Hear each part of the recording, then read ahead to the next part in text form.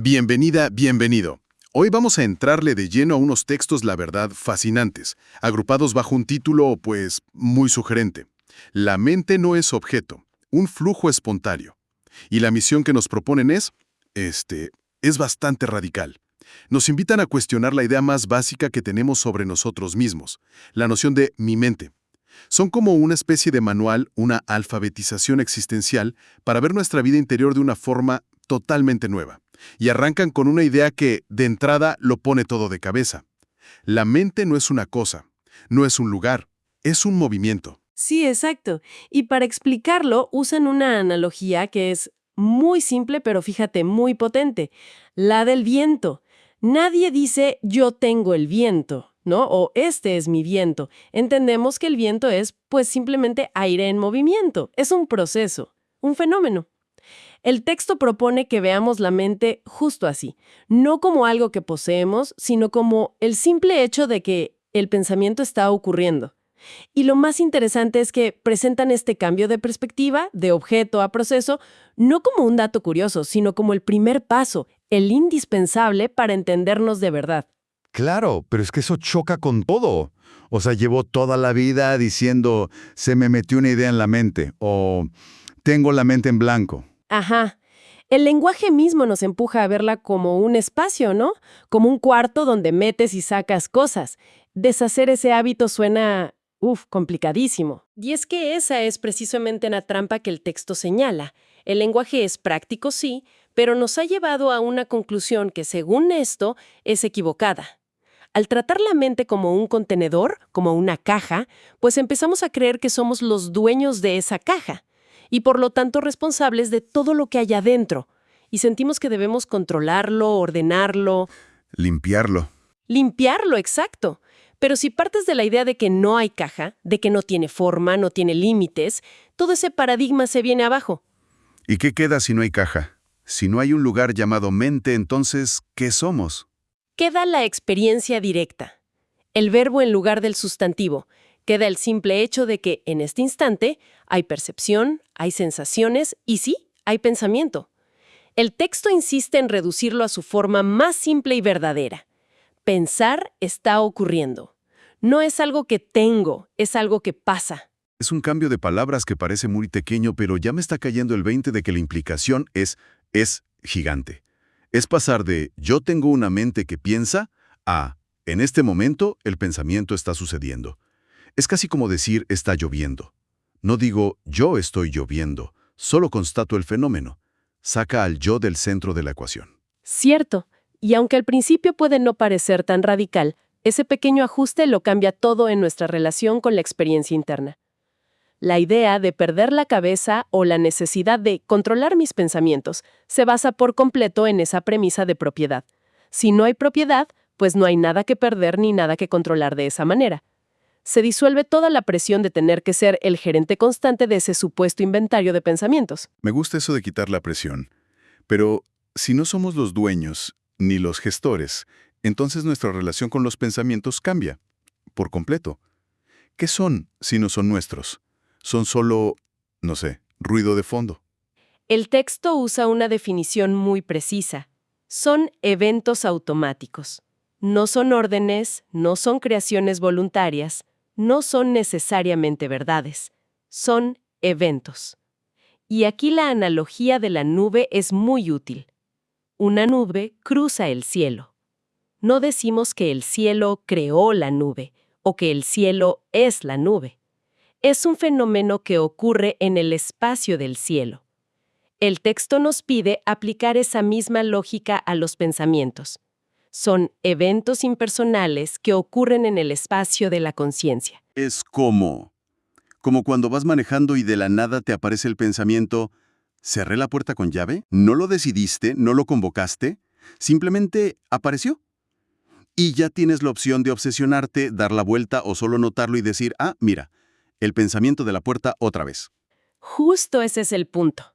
El pensamiento aparece, impacta y, si lo dejas, se va. De hecho, el texto tiene una cita muy directa y, la verdad, muy fuerte sobre esto. Dice, tú no lo produces, tú no lo decides, tú no lo controlas. Es un visitante que llega sin llamar. Vaya, eso es dinamita pura, porque va en contra de toda esta cultura del eres el arquitecto de tu propio destino, controla tu mente, controla tu vida. Sugerir que ni siquiera producimos los pensamientos es casi una herejía. Lo es, pero es una herejía liberadora, ¿no crees? Si un pensamiento es un evento espontáneo, su contenido no te define. Si de repente aparece un pensamiento de enojo o de miedo o uno que consideras malo o simplemente absurdo, bajo esta perspectiva no es una verdad sobre quién eres. No es una orden que debas ejecutar. Es solo un evento mental que ha ocurrido. Punto. Y esto crea una distancia, un pequeño espacio que te permite pasar de ser el actor, El protagonista. el protagonista en el drama de cada pensamiento, a ser el espectador que observa la obra. Un espacio. Sí, esa es la palabra clave. Desde esa distancia, uno puede decidir si ese pensamiento es útil, si es verdadero, si merece atención. Pero la reacción ya no es automática, ya no estás fusionado con él en el instante en que aparece. Se interrumpa ese secuestro inmediato que a menudo ejerce el pensamiento. Exactamente. Se crea la posibilidad de observar en lugar de reaccionar. Pero, bueno, esto nos lleva a la pregunta obligada. Sí, la que me está dando vueltas en la cabeza. Vale, el pensamiento aparece. Pero, ¿la sensación de que soy yo el que lo piensa? Esa sensación es muy real, muy sólida. ¿Cómo explica el texto esa contradicción? El texto lo llama el truco que crea al yo pensador y argumenta que esa sensación de autoría es en sí misma otro pensamiento. Es un proceso que ocurre en dos pasos, casi instantáneos. Primero, aparece el pensamiento evento, el espontáneo. Por ejemplo, tengo que terminar este informe. Y casi un milisegundo después, como un eco, aparece un segundo pensamiento. Y ese segundo pensamiento es el que lo cambia todo. Es el que se apropia del primero. Es el pensamiento que dice, soy yo quien está preocupado por el informe. O simplemente, yo pensé esto. Es ese segundo pensamiento, esa etiqueta de autoría, la que construye la ilusión de que hay una entidad central, un yo, que está en una cabina de control originando todo. Ah, espera, a ver si te sigo. Es como si el primer pensamiento fuera una linterna que se enciende en un cuarto oscuro. Y el yo pensador es solo la sombra que esa luz proyecta en la pared. La sombra no puede existir sin que la luz aparezca primero. La sombra es una consecuencia, no la causa de la luz. Esa es la idea. Esa es una analogía perfecta. El yo pensador no es la causa, es el efecto. Es una historia que la mente se cuenta a sí misma sobre sí misma un instante después del evento real. Y el proceso de creerse esa historia, de fusionarse con esa sombra y pensar «yo soy esa sombra», es lo que el texto define como identificación. Es el acto de confundir tu ser con el flujo de pensamientos. Es el momento en que dejas de ver pasar la nube y te convences de que tú eres la nube. Y con todo esto, el texto llega a la que creo que es su definición más clara y potente. Si alguien se tuviera que quedar con una sola frase, creo que sería esta. La mente es el conjunto de pensamientos automáticos con los que te identificas sin darte cuenta. O sea, que la mente, esa cosa sólida y personal que creemos tener, solo existe mientras dura ese acto de identificación inconsciente. Es una definición puramente funcional. No habla de estructuras cerebrales ni de almas etéreas. En este contexto, la mente es el proceso de identificación.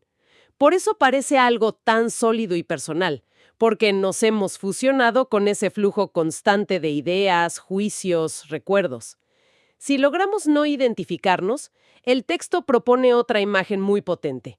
La mente es como un río que sigue fluyendo, pero que ya no te arrastra. Sigues viendo el agua pasar, sientes la corriente, pero ahora estás en la orilla observando. Para dejarlo todavía más claro, el autor ofrece una lista de lo que la mente no es.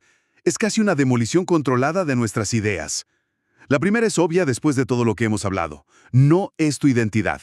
Correcto. La segunda es que no es una herramienta bajo tu control voluntario. Y esto es crucial. La tratamos como un martillo que podemos usar a voluntad, pero la realidad es que muchas veces se comporta más como el clima, ¿sabes? Algo que sucede con sus propias reglas y a lo que más bien tenemos que adaptarnos. La tercera me parece muy honesta. Dice que la mente no es libre. Tiende a repetir lo que ha aprendido. Es una máquina de patrones. No está inventando genialidades a cada segundo. La mayor parte del tiempo está reciclando circuitos, hábitos de pensamiento, reacciones pasadas. Es profundamente conservadora. Un punto muy importante. El cuarto es que no es la totalidad de tu experiencia. A menudo vivimos tan metidos en la narrativa mental que se nos olvida que hay todo un universo de experiencia directa sucediendo ahora mismo. Los sonidos, la sensación de la ropa sobre la piel. La mente es solo una capa de la experiencia, no la experiencia completa. Y la última, que creo que resume muy bien el espíritu del texto, es que la mente no es buena ni mala. Es mecánica. Entenderlo como algo mecánico le quita un peso enorme. Es como cuando el coche hace un ruido raro. No te lo tomas personal. No piensas, soy un mal conductor. Dices, algo en el mecanismo no funciona. Hay que revisarlo. Exacto. Le quita por completo el juicio moral a nuestros pensamientos. No nos sentiríamos culpables por tener una digestión lenta. Entendemos que es un proceso biológico. De la misma forma, tener un pensamiento ansioso recurrente podría verse no como un fallo moral, sino como el funcionamiento mecánico de la mente, un engranaje que por lo que sea se quedó atascado. Y eso cambia el enfoque. En lugar de luchar y decir, no debería pensar esto, la pregunta se convierte en, ¿por qué este mecanismo está haciendo esto? O, ¿puedo simplemente dejar que el mecanismo haga lo suyo sin que me arrastre? Se pasa de la confrontación a la curiosidad. De la lucha a la comprensión. Es un enfoque mucho menos agotador y, según el texto, mucho más efectivo. Entonces, después de demoler todas estas ideas, ¿qué significa todo esto? ¿Cuál es el objetivo final? El texto es muy claro en que no busca darnos una respuesta mágica, sino algo mucho más fundamental: instalar en nosotros una pregunta que rara vez nos hacemos. ¿Qué es realmente eso que llamo mi mente? No ofrece un destino, sino un punto de partida para una investigación personal. Sí, lo presenta como el paso cero. Dice que una vez que esa pregunta se asienta de verdad, una vez que la duda sobre la naturaleza de la mente echa raíces, se abre la puerta para explorar temas mucho más profundos. Cuestiones como la ilusión del yo en su totalidad, no solo el yo pensador. O qué significa realmente, en la práctica, observar la experiencia sin intervenir, sin juzgar.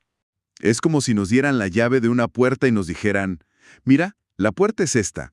Lo que hay al otro lado tienes que descubrirlo por tu cuenta. El texto no pretende ser el mapa del territorio. Solo es la advertencia de que el mapa que hemos estado usando hasta ahora podría estar completamente equivocado. Es un camino de autoconocimiento que parte de una premisa radicalmente opuesta a la que solemos usar. Nuestra cultura se basa en el pienso, luego existo, ¿no? Que pone al pensador en el centro del universo, y este material propone empezar justo al revés, por cuestionar la existencia misma de ese pensador. Y para cerrar, nos deja con una frase que es un verdadero golpe, que lo resume todo de una forma muy directa. La mente no eres tú. La mente es lo que aparece cuando no observas. Me quedé pensando mucho en eso. O sea que ese torbellino de pensamientos, esa voz constante, ¿solo toma el control en los momentos de distracción, de piloto automático? Es una afirmación muy profunda. Sugiere que la observación consciente no es pasiva, sino que tiene un efecto transformador sobre lo que observa. No es que la mente desaparezca cuando la observas, sino que su naturaleza se revela. Deja de ser el director invisible de la obra y se convierte en un actor más en el escenario. Un actor ruidoso quizás, pero uno más. O sea que nuestro estado normal de distracción es el que le da el poder a la mente para que construya nuestra realidad. Es una idea que te vuela la cabeza. Y esto nos deja con una última pregunta para quien nos escucha, una idea para explorar por cuenta propia. Si la mente es lo que aparece cuando no se observa, ¿qué le sucede a la experiencia de un pensamiento cuando es recibido por primera vez con una observación pura, atenta y sin juicio, que cambia en ese preciso instante de contacto consciente?